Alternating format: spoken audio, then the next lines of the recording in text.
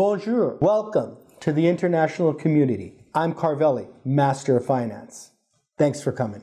Remember, this is very important. I'm here to help you with this. But every country has different laws, and rules and regulations are forever changing.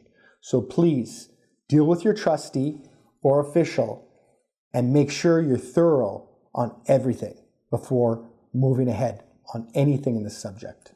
Episode 1 on bankruptcy, consumer proposal, and consolidated debt.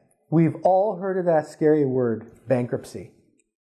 It's not so scary. It's pretty simple. You take all your debts, your bills, and you make a deal, and you deal with it with the trustee or official in your country, and you decide if you can possibly keep your house and car. That really depends. And the next thing you got to decide if it's really worth it.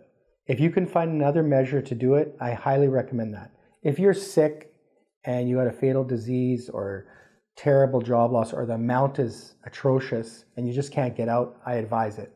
But if it's a little amount, $5,000, $10,000, and you could find some outside help, credit line, family help, that may be the route to go. Because you definitely don't want to use your bankruptcy up if you ever need it for a major, major reason. Because a second bankruptcy is really frowned upon. You can't build your credit that fast. They say no right away. But a first bankruptcy, you have a lot of tools to build your credit, to get established again, and to move on past it. We're going to get into this further in further episodes. Now, we're going to talk about consumer proposals. This is when you go to your trustee or official in your country and you make a deal on all the bills you have, debts, and you consolidate it in one spot. Then your official or trustee will go to these creditors and make a deal on your behalf of how much you have to pay back.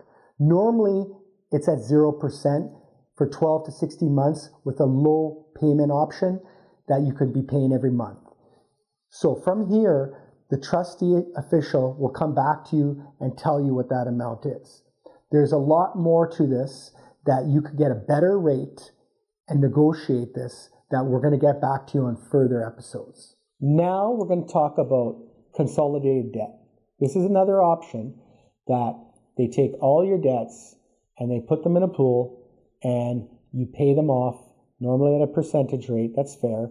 And the problem with this is your credit keeps going with the debts.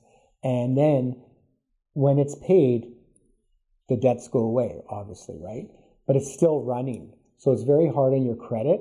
And also, you're paying it all back.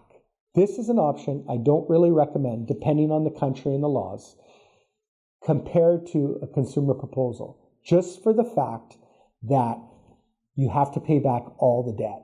If you could get out of some of that debt, it's a lot better, okay?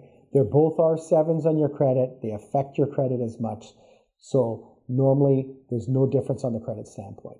We'll get into this on further episodes. Thank you for joining us today. Please subscribe to our YouTube channel, follow us on Instagram, and like us on Facebook.